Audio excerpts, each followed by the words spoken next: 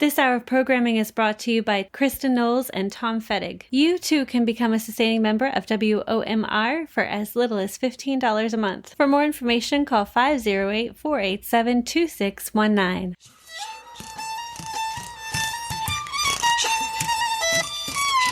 Welcome to Healing Wisdom, a Thursday morning talk show featuring guests sharing their stories and knowledge.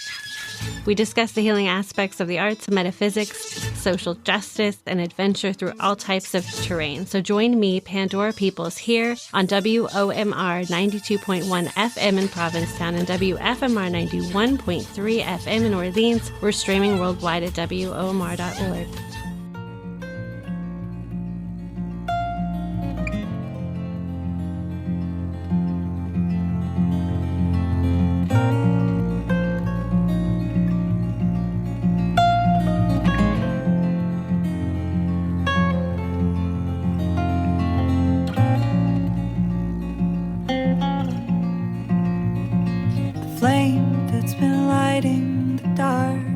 Is dying, her heart can no longer take it. So she closes her eyes and she hopes you'll be gone from her mind and the night will be over. Ooh. Coddle her naivete with your gambling eyes and a cup full of trust. She drinks and you smile, and after a while you give in to that devilish lust. Ooh.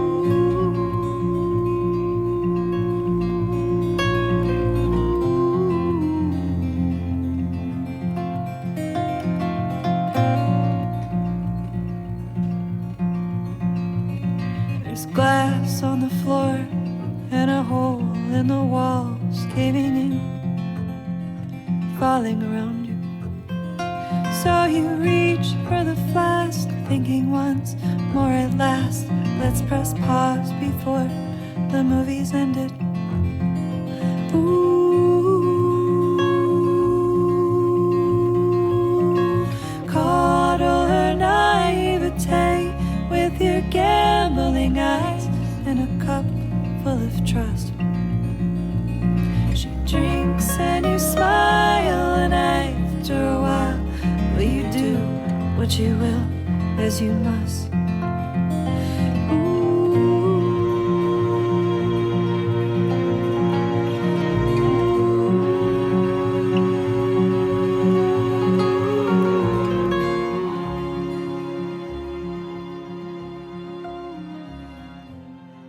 I'm Pandora Peoples. This is Healing Wisdom. Today we're joined by Shannon Davis and we're joined by Kim Moberg. You two have a show coming up at the Wellfleet Preservation Hall November 8th. It starts at 6:30 and folks can get tickets at wellfleetpreservationhall.org. You're singer-songwriters. You're going to talk about your journey and your music.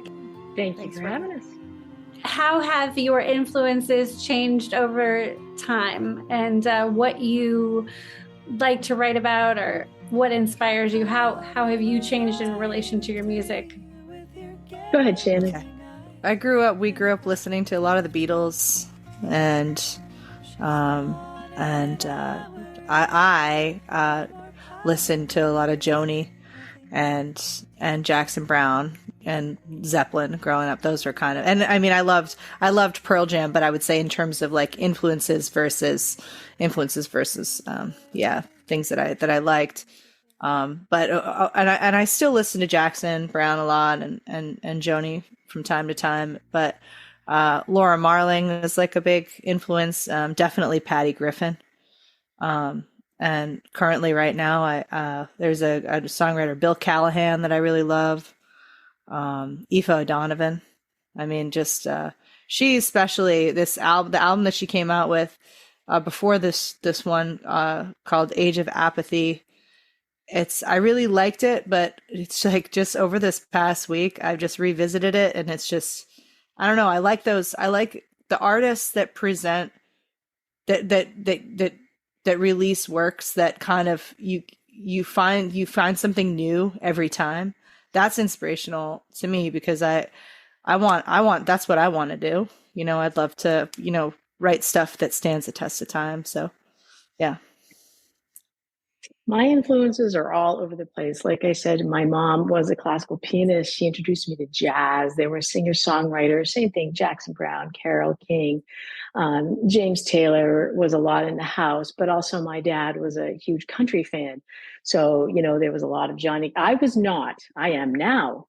But when I was growing up, he liked Johnny Cash. He liked, Merle Haggard. And I was like, no, either singer-songwriters or rock. And I too was a huge Beatles fan. I got to see Paul McCartney in 1990 and turned into one of those Elvis people that was like crying and, screaming. And it was like a whole other experience for me, and I've been to I can't even tell you how many concerts I've been to over the years.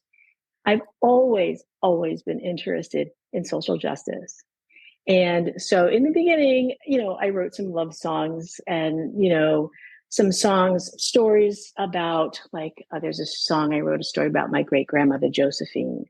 But more so probably in the last 6 years, I've really tried to concentrate on using my music as a platform also. So past entertainment and on to maybe education, like through the Seven Fires Prophecy, Sweet for Humanity, or to raise awareness about interests that I think are very important. So political, social justice, that kind of thing. And so I've really tried to gear my musical career to be able to uplift and support voices that are not always heard.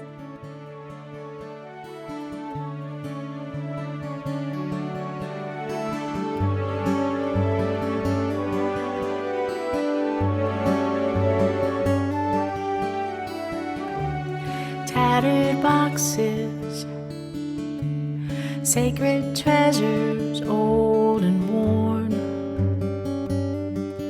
corners torn, fragmented moments scattered like confetti on the floor.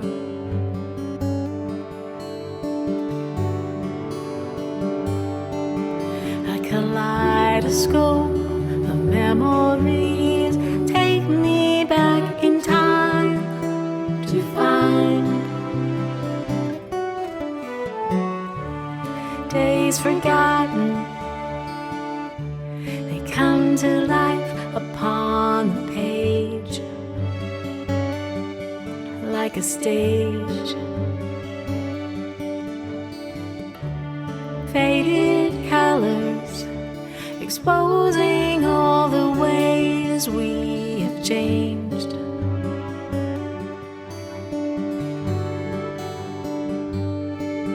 A kaleidoscope of memories take me back in time to find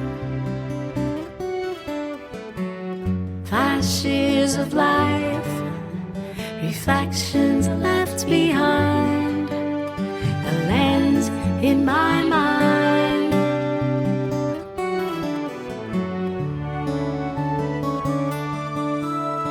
Captured smiles, frozen a while, composed inside the frame. Without a sound, they hold the power, transport me to them.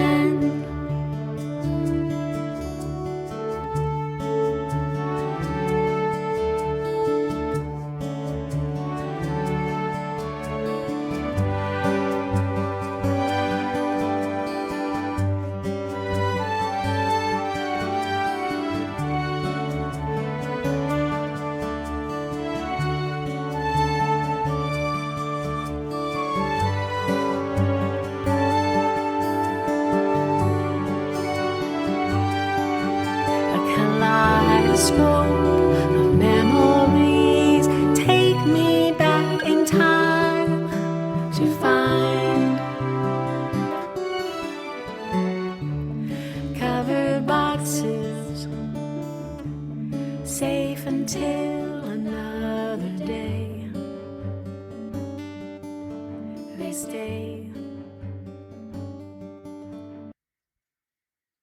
Do you want to talk a little bit about your upcoming performance on November 8th at the Wellfleet Preservation Hall? You go, Kim. Sure. Okay. Well,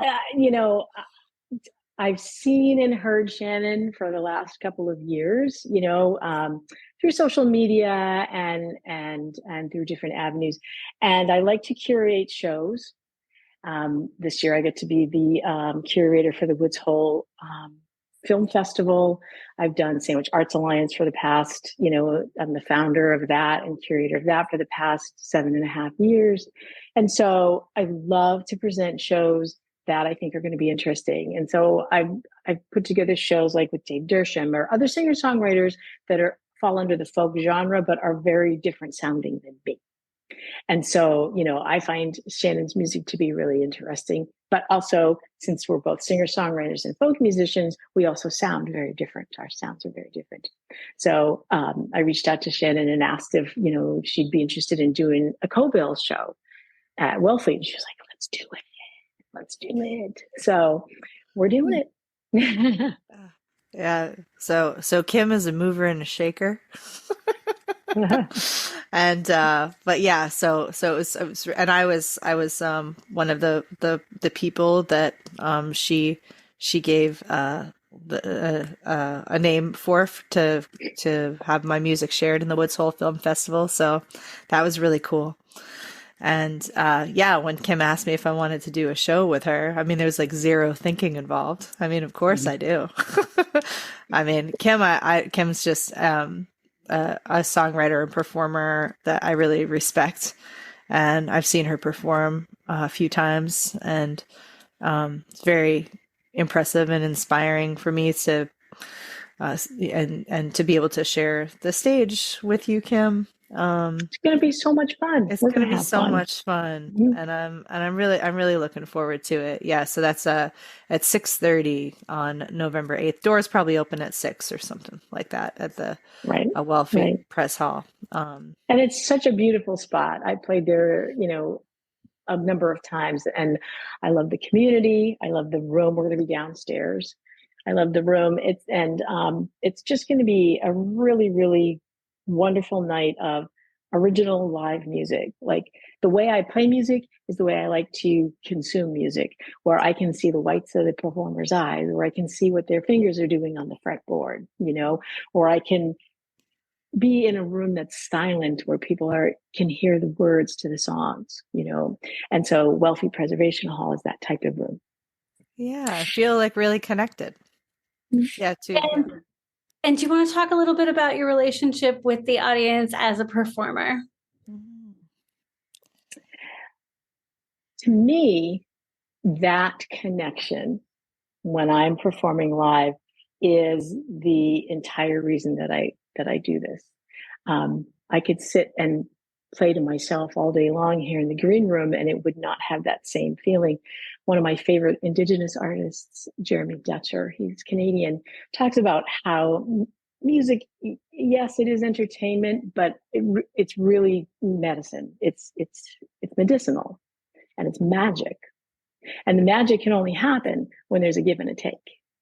Yeah. So when you have an audience that's listening to you and connecting with you, I would rather play to 5 people in a listening room than a great big area where nobody's listening at all, because I get that one-on-one connection. I have a song that I wrote about my sister that's called Angels Fly, and it's about her passing from cancer. And at first I thought, how can I even share this? This is such a sad song. People want to go out and they want to hear like happy music. People want to be touched. I've discovered people want to be able to feel empathy with the person that they're listening to on the stage. And so that song, Angels Fly, I can't tell you how many people have come up to me and hugged me and said, I've had a sister, I've had a wife, I've had somebody who's passed away from cancer. And I can feel this song because it's happened to me too. And that's my relationship with the audience. That's why I love doing this so much. Yeah. So I play a lot of, so I did get a bartending job 2 days a week this year, but for the last couple, 3 years, I've been doing like gigs and stuff full time. And it is different. Like, I think like, when I play a gig and I'm doing covers, I mean, that's the job, right? That doesn't, I mean, there's some intertwining with passion too, because I like to play music in general and share and people usually enjoy it. Sometimes it's hard to tell in a coffee shop. We won't go into that here, but those aren't so much fun. But yeah, so when doing a show and sharing original songs and like Kim said, if you touch like one person in the room, because it's like, yeah, it's like I started out doing it for me, but now I'm here so we can share this together. And I mean, I mean, to just dive a little bit deeper, like I believe that everything is connected, right? So it's like the collective unconsciousness, the collective unconscious, and like, it's sort of like, it's almost like, we're exchanging energy, and I like, it's just really, it just like Kim said, it means a lot when someone comes up to you after you play and you can tell that they'll tell you how much it meant to them. That's the reason why it feels like being part of something bigger than yourself. So yeah, and also sharing stories, I think, is a big part of it. Folk music is really just such a fabulous genre for being able to share stories through song. And I think that is such an important thing to be able. I mean, we gain so much of it from generations past, as we talked about our own musical influences, right? And I think folk music is like it's a living, breathing art form. So we take what we've learned from other people, we add our own voice to it, and then we pass that on to the next people, and it goes on and on and on. And that's the importance of the link, I think. Yeah, and that's like that the oral tradition is in all of the, all cultures across the world. The people would be sitting around a campfire or whatever, exchanging stories and songs and music. It's so it's unlike anything else in terms of like when you're talking about that shared energy, bonding, creating a moment. And we all want to be connected. Yeah.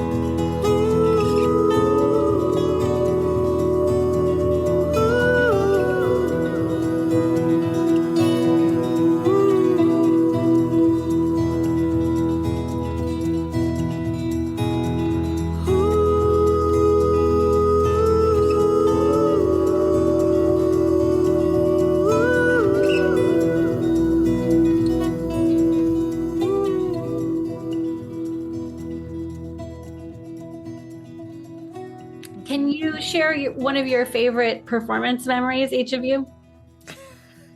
I need a minute. If you know, Kim. It can be crazy.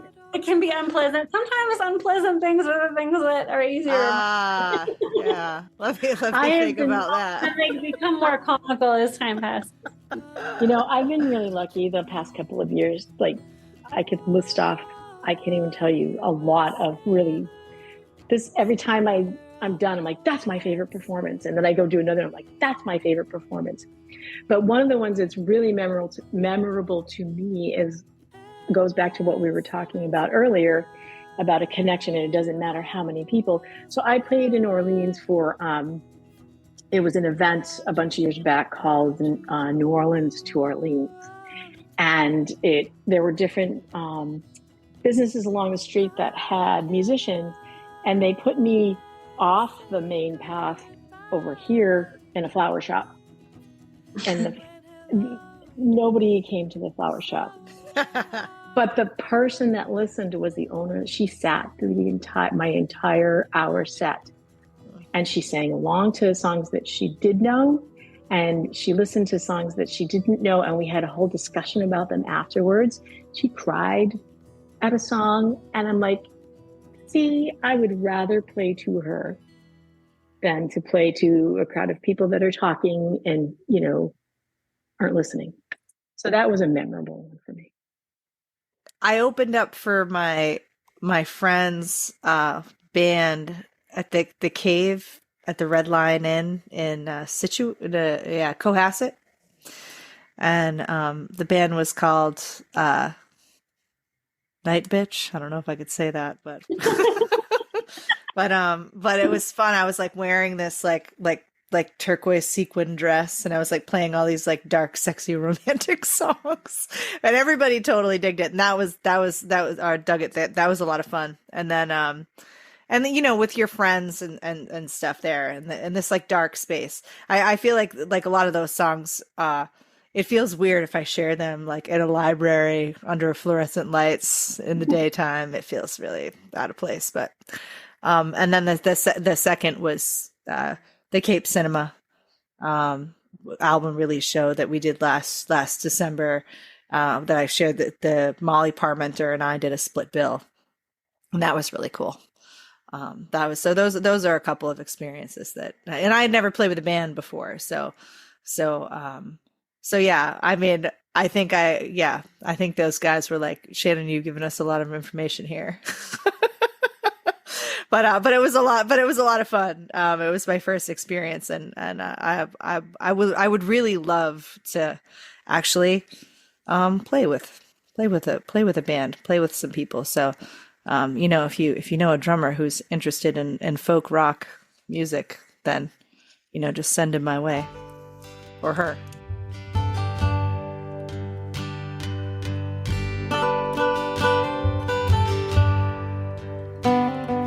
Some people die for honor. Some people die for love. Some people die while singing to the heavens above. Some people die believing in the cross on Calvary Hill. Some people die in a blink of an eye for a $20 bill.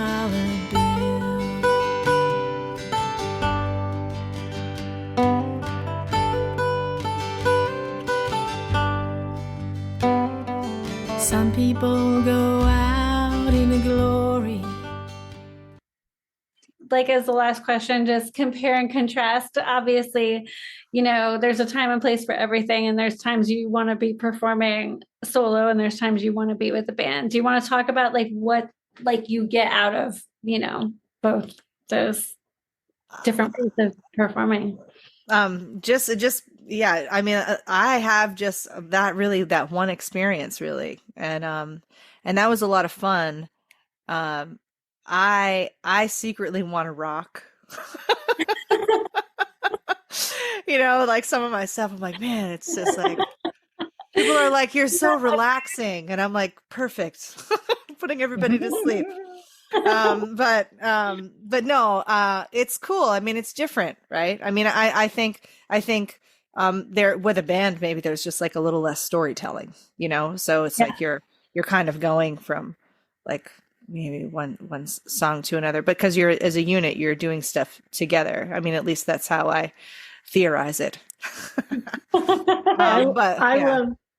I love the communication between the musicians on the stage when you're collaborating. Yeah. So I've played in duos, trios, in a band situation, and I'm not the type of musician that has the skill to improvise, but I play with people who can do that. And it's amazing to hear what they do to my songs, because I'll play them pretty much the same most of the time. I don't vary away from the way that I've written them, but then, I'll hear Heather Swanson come in on a fiddle and she'll add something that I'm like, whoa. Like sometimes I have to like stop myself from stopping in the song going, I can't believe you just did that. Or Maxfield Anderson, when, he pulls out a mandolin or a banjo or playing with John Evans, you hear whatever his vocabulary on the bass is insane.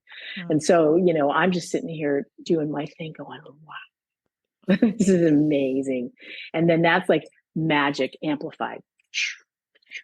Like, music buzz is what I like to call it. Kim, music buzz for sure.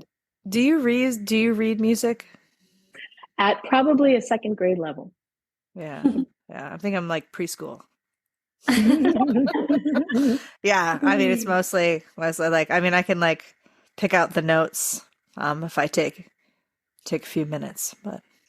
And I used to be like shy about that and a bit down on myself about that. And then, come to discover Paul McCartney doesn't read music, it works for him, and, John and I had a long discussion about that. And he was like incredibly encouraging, saying, but that every artist is different, and how you approach it is your unique way of approaching it. So yes, it's nice to have those technical skills to be a little bit more articulate in what you want to convey, but you'll get there.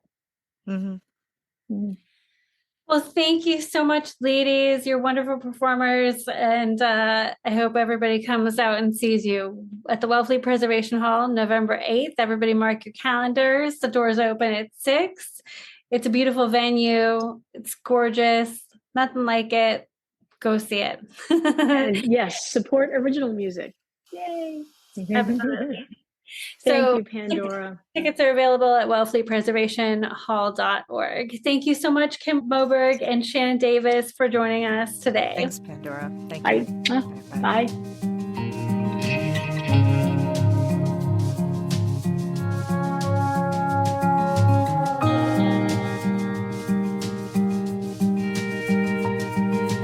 I've been running through the woods, so far away from home. Ahead, the trees are glowing, ice and moonlit bone. Hounds are coming after me, gonna chew off my face. I'm so tired of trying to escape, so I run to the shadow, into the woods. I don't know if it'll do any good. They're gonna catch me if I fall. Ain't got nothing here at all to shelter me.